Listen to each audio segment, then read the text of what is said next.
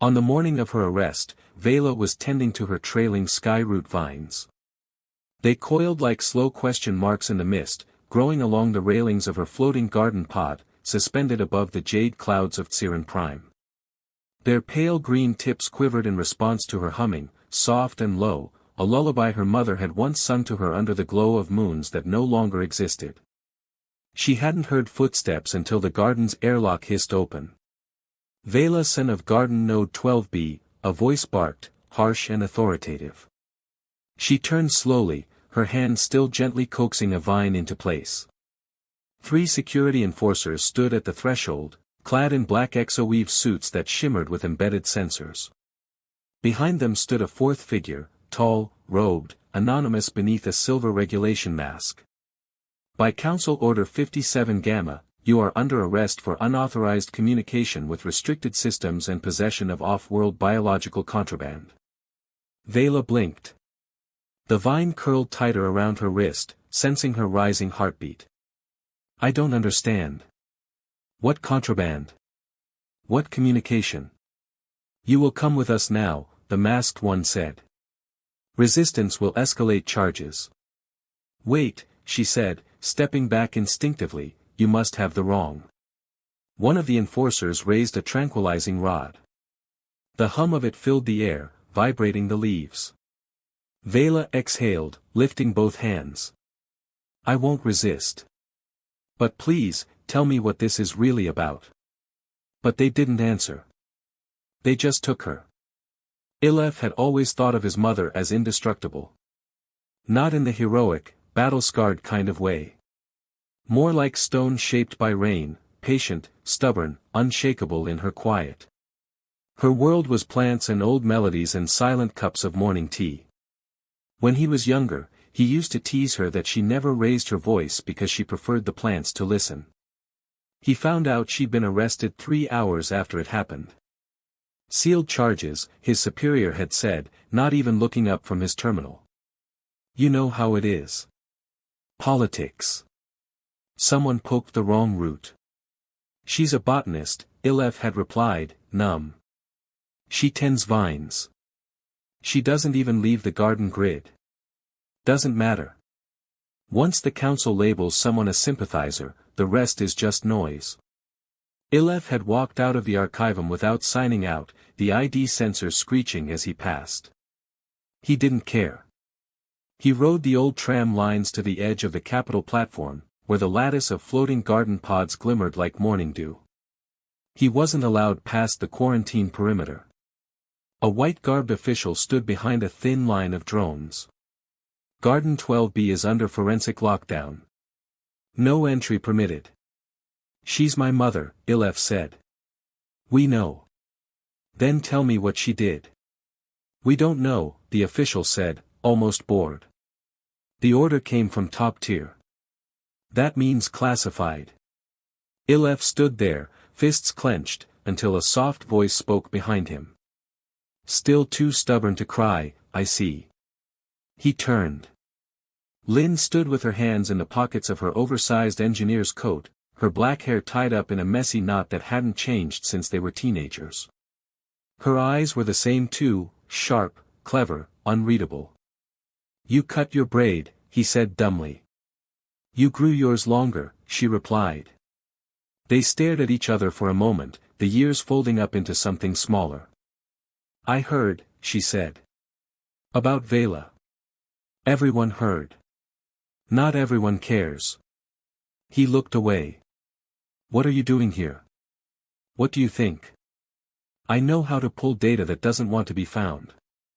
And I remember what your mother did for me, back when my own family wouldn't even say my name. She gave you seeds, Ilef said softly. And told me they would only grow if I did too. They were quiet. Then Ilef said, I can't do this alone. You're not. The apartment Lynn took him to was in the old maintenance ring, where light flickered and gravity stuttered now and then. Inside, there were half-disassembled consoles, a hydroponic corner bursting with overgrown mint, and 3 different music players all softly playing mismatched songs. Don't touch anything unless it asks nicely, Lynn warned. Noted. She handed him a cup of synth coffee and pointed at a screen. Your mother received a shipment 3 days ago. Origin flagged as agricultural trade. But the container tag was traced back to an off-chart courier ship that's been blacklisted by the council. A mistake. Lynn shook her head. I ran it through 3 shadow registries. It came from Sarn Quadrant. That's outside the sanctioned routes. And under surveillance, she added. Someone flagged her before she even opened the crate. What was inside? Just this. She tapped the screen. A hologram flickered up, a seed pod, small and pearl-gray, split in 5 perfect ridges. Doesn't look like much. It's not. Unless you know what to listen for. Ilef looked at her. Listen. Lynn grinned. Watch. She pulled a pair of resonance headphones over his ears. The sound that came through wasn't music. It was vibration, subtle and layered, like the hum of deep water. That's from the seed. Encrypted frequency, she said. Biological code. Someone hid a data signature in the genetic structure. Not weaponized. Not harmful. Just, hidden. What does it say? Still working on it. But it's old. Maybe older than the archives. Your mother wasn't trafficking contraband. She was guarding a message. Ilef took the headphones off slowly. His throat felt dry. Then we have to find out who set her up. Lynn nodded. And fast. She's been declared a soft threat. That means reconditioning is next. No, they can't. They will. Unless we show them why they shouldn't. At night, Ilef sat in Lynn's dark apartment, staring at the single image of his mother being marched through the high court plaza. She didn't look broken. Just tired. Her eyes met the camera, and Ilef thought he saw something there. A message, just for him. Not fear. Not apology. But belief. As if she knew he wouldn't stop. I never thanked you, he said to Lynn as they worked side by side on an old data decryptor. For what? Coming back. Helping me. She didn't look up. You would have done the same. Maybe. Not maybe. Definitely. You used to follow me into maintenance shafts just because I was too proud to admit I was scared. He smiled faintly. You kicked me in the leg once because I tried to hold your hand. You were sweaty. They laughed. Then Lynn looked up. I never stopped waiting, you know. For what? For you to come back to me. Ilef's smile faded. He reached out, gently brushing her wrist with his fingers. I'm here now. She looked at his hand, then back at him. Good. Because this time, I'm not letting you go. Ilef dreamed of soil.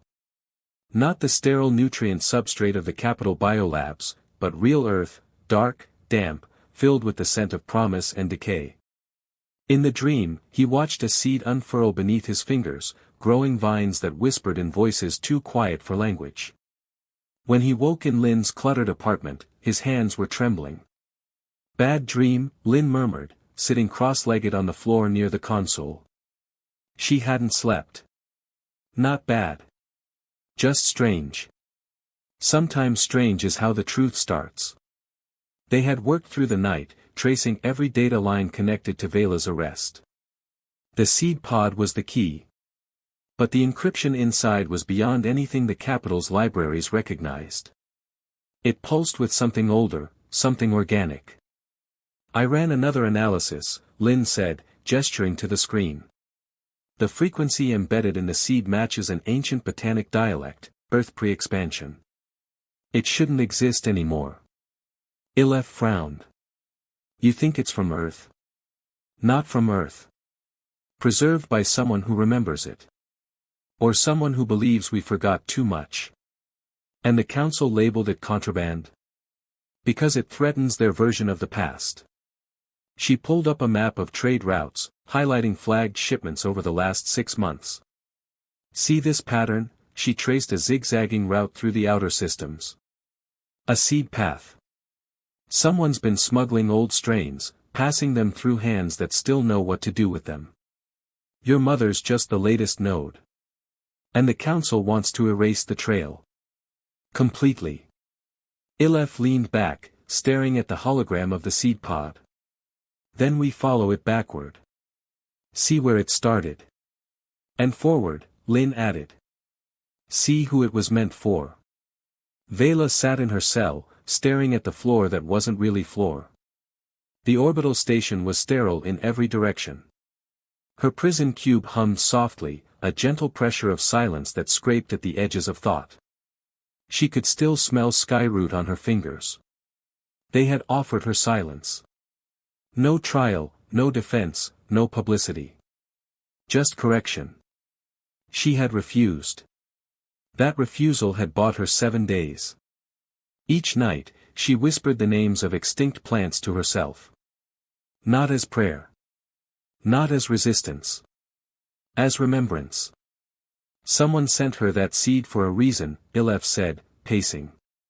She wouldn't have accepted it otherwise.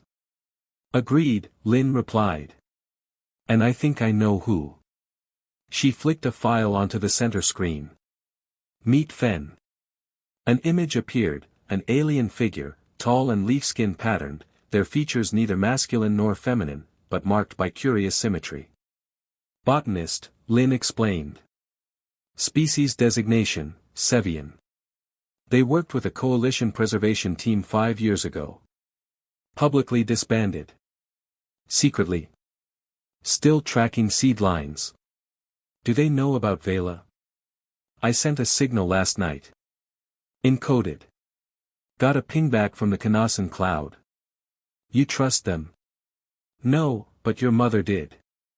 They met Fen on a drifting refuge vessel in the cloud's orbit. The air was heavy with moisture and pollen, the corridors overgrown with semi-sentient moss. Fen bowed low, their voice like wind through reeds. Vela-sen was a gardener of conscience. Her arrest dishonors memory. Ilef stepped forward. You gave her the seed. Fen nodded. I carried it across 7 systems. She was meant to plant it in the crystal beds of Tsiren, to restore a strain that balances atmospheric decay. And the encryption was not mine to read. But you knew it was dangerous. Not dangerous. Vital. Lin crossed her arms. The council disagrees. Fen turned to her, expression unreadable. The council fears any root they cannot tame. Ilef felt heat rising in his chest. So they ruin her life. They call her a traitor. Not ruin. Not traitor. Only silence. Well, we're not staying silent. Fen tilted their head. Then you must understand what is at stake. The seed she held carries more than biology.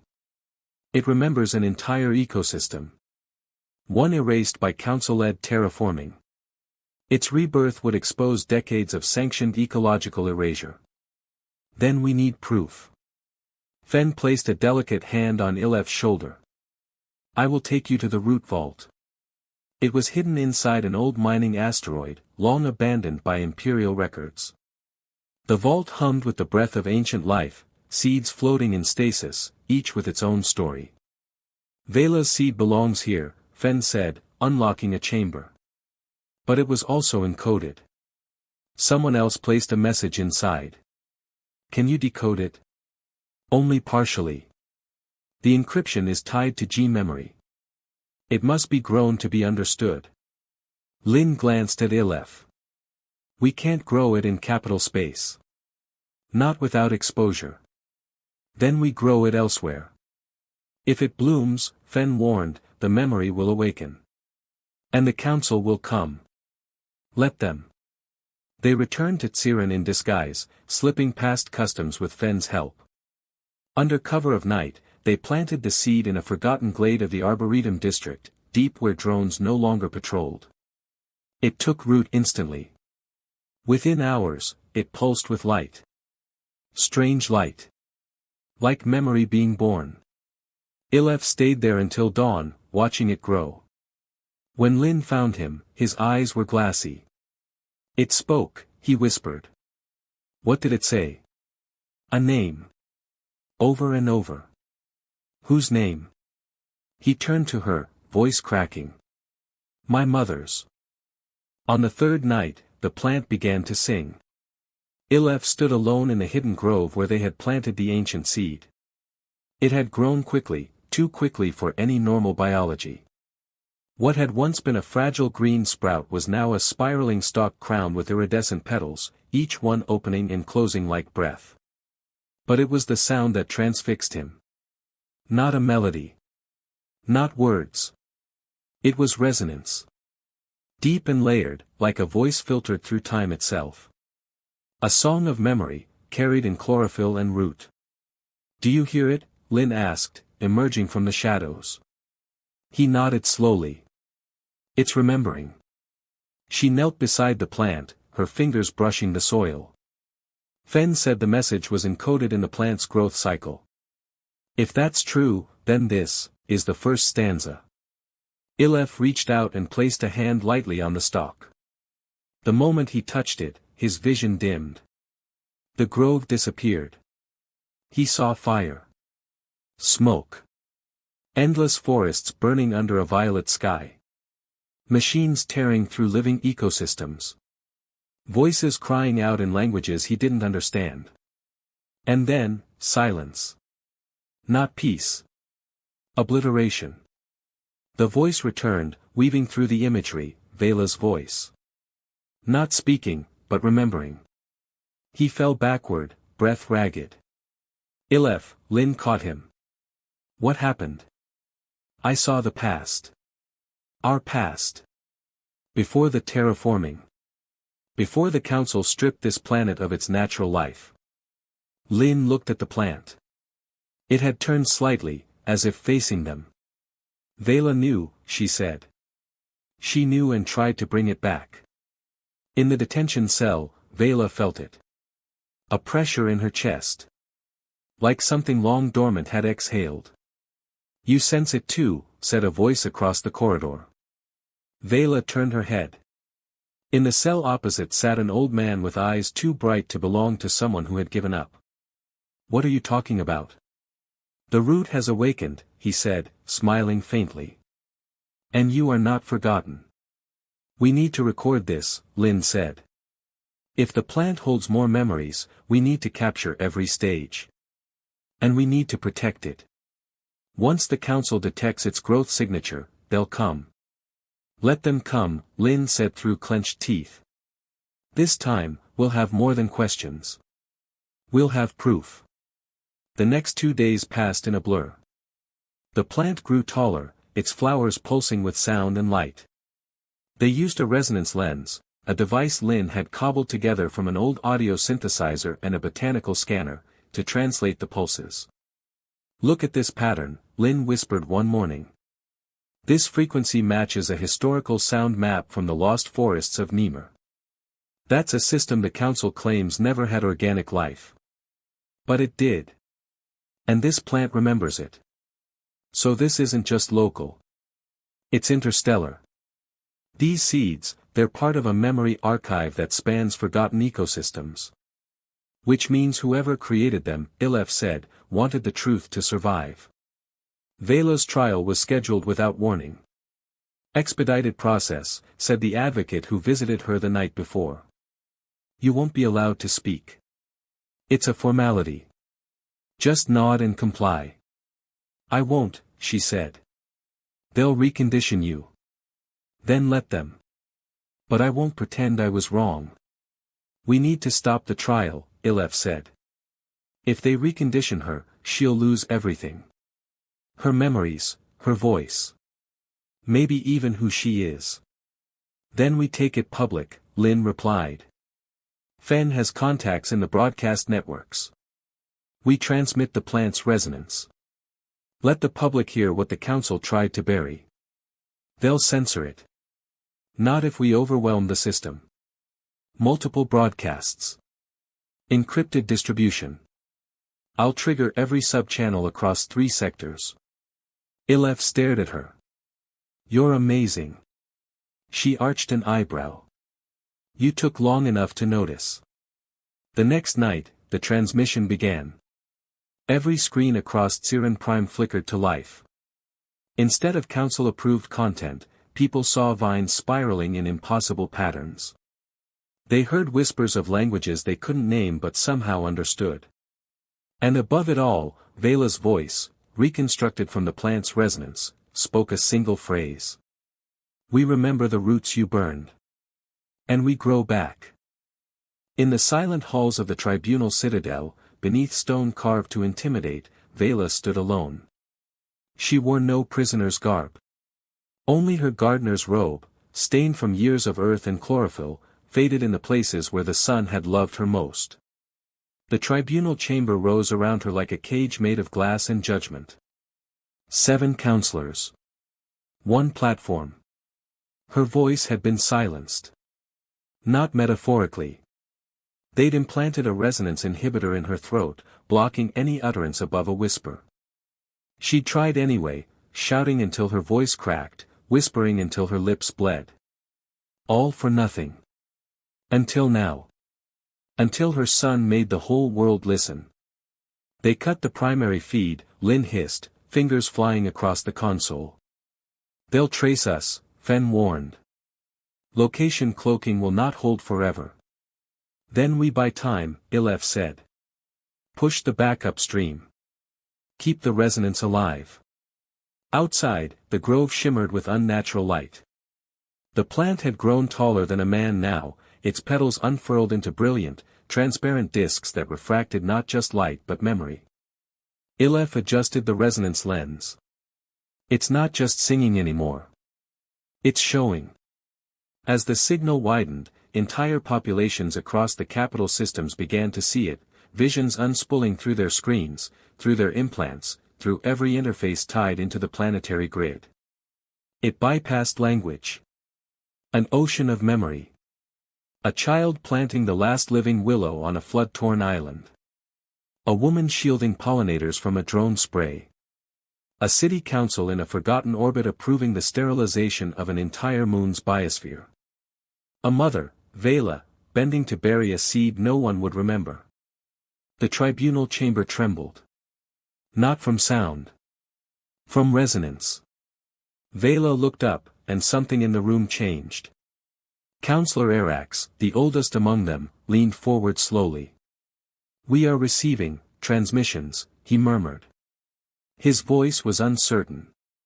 The others stared at their implants, confusion overtaking condemnation. On the platform, Vela stood taller. Then she felt it, a warmth spreading through her chest, along her spine, down her throat. The inhibitor flared, then shorted out with a crackle. Her voice returned. You cannot erase memory by pruning the leaves, she said.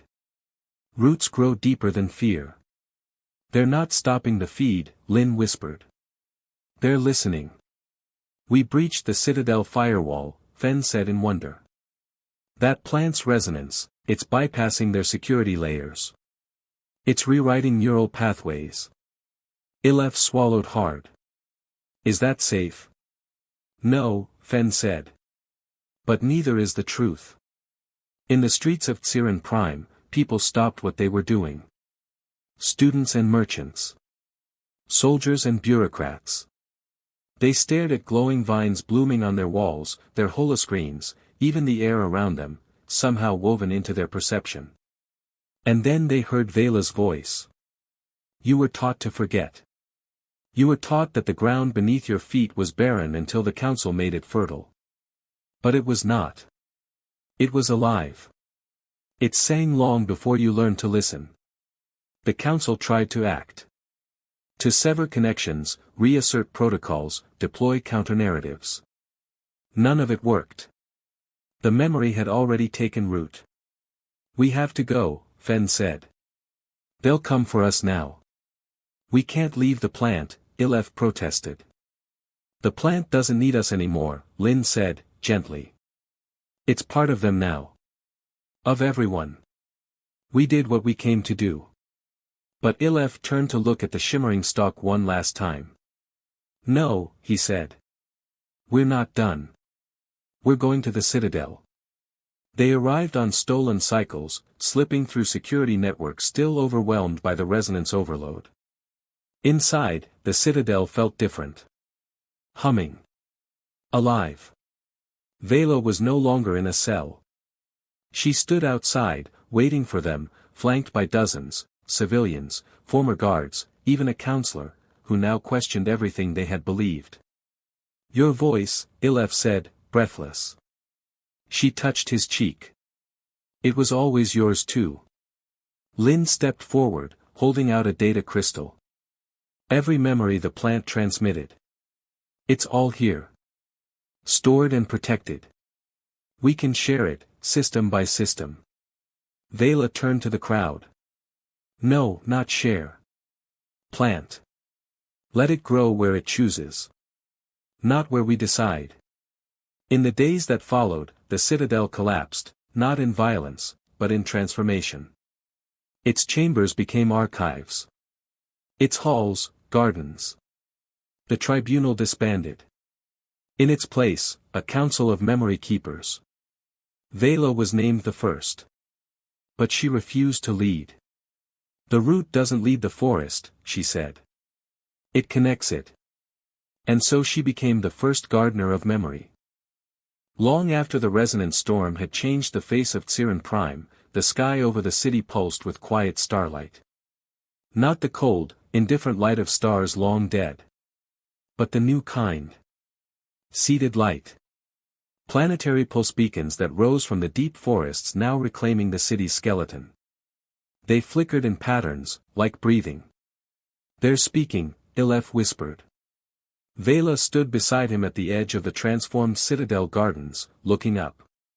"No," she said. "They're listening." Within the repurposed archives, where once judgments had been handed down in silence, now there were voices, a chorus of them. Archivists, children, poets, farmers, old rebels and curious youth, all tending to the memory gardens. They harvested not crops, but histories.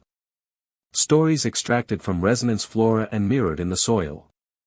Lin now directed the seeding protocols, integrating resonance plants across newly awakened ecosystems. She mapped the locations with the care of a cartographer drawing the paths of rivers, each garden a pulse of recollection anchoring memory in place. Every seed carries not just one story, she told a circle of young learners. But the echo of all it has heard. One day, you'll listen too. Fen had retreated to the old observatories in the Snowline Mountains, where the resonance could be tuned without interference. There, among abandoned telescopes and data towers reclaimed by moss, they coordinated the next phase, extraplanetary distribution. "It's time to send memory to the stars," Fen told Ilef in a secure link. "We've grown as much as we can hear. The systems that destroyed the old forest span more than this world. We need to reach the ones still sleeping." "You mean the forgotten colonies? The sterilized moons?" "Yes. And the quiet people still dreaming of green." Vela walked through the grove where it had all begun. The first plant now stood more than 20 meters tall, its petals slowly unfurling and closing, like breath. Beneath it, a network of intertwined roots lit the ground with faint pulses, mirroring cosmic rhythms from the deep sky. "This was never about revolution," she said to Ilef. "Then what was it?" "Restoration. Not just of forests or memories. But of choice. Of connection." Ilef exhaled and crouched beside the roots. "It's strange. How the more we remember, the less alone we feel." Vela placed a hand on his shoulder. "Because the past isn't behind us anymore. It's growing around us." Weeks passed. Then months. And then, one day, the stars answered. The first signal came not through traditional comms, but through the roots themselves. Resonance bloomed in a garden on the far rim, a system that hadn't sent a transmission in over a century. No distress beacon. No trade request. Just a memory. A child's voice singing in an old dialect as they planted a tree in ground once declared uninhabitable. Then another signal. From a mining colony turned dust shell. A vision of a man painting leaves he'd never seen before onto steel walls, dreaming of forests he'd only read about in censored texts. And another, a scholar on a red rock moon reciting lost poetry into the air, unaware her voice would travel the stars on a root-borne signal. "They're remembering," Lynn said, staring at the growing constellation of connection points. "We didn't just wake up one planet. We woke a network." "Or maybe it was always there," Ilef said. "Just waiting for someone to listen." A summit was called, not by decree, but by invitation. Across systems, delegates arrived not in warships or politics craft, but in seed ships, small vessels grown from resonance flora and guided by shared memory. They met under the open sky, in the center of what was once Tsirin Prime's greatest broadcast tower, now entwined with flowering vines. Vela addressed them not as a leader, but as a gardener. "Memory is not ownership," she said. "It is responsibility. If we carry it, we must tend it. And if we tend it, we must share. Not dictate. Not command. But offer." Some expected speeches. Others waited for negotiations. Instead, Vela held out a seed. "Plant this. Let it show you what your ancestors tried to forget. Then decide what to do." Many did. On moons scarred by strip mining, on ocean worlds still poisoned by terraform runoff, in forgotten orbit habs drifting in half-light, the seeds took root. They sang. And in singing, they remembered. A generation passed. Children grew up among gardens that spoke. They learned that history was not a book, but a living system. They learned that lies wilted under sunlight. They learned that every story had roots. Ilef, now old, walked with Vela along the edge of the memory sea, a great basin once slated for resource extraction, now filled with flowering water plants that pulsed in waves of light with each sunset. "Are you afraid," he asked, "that one day these memories will be too many to hold?" Vela shook her head. "No, because we no longer hold them alone." In a grove planted where the old tribunal chamber once stood, a young girl knelt beside a new sprout. "What will this one remember?" she asked. An elder bent beside her. "What you tell it." She leaned closer to the sprout, and whispered a dream.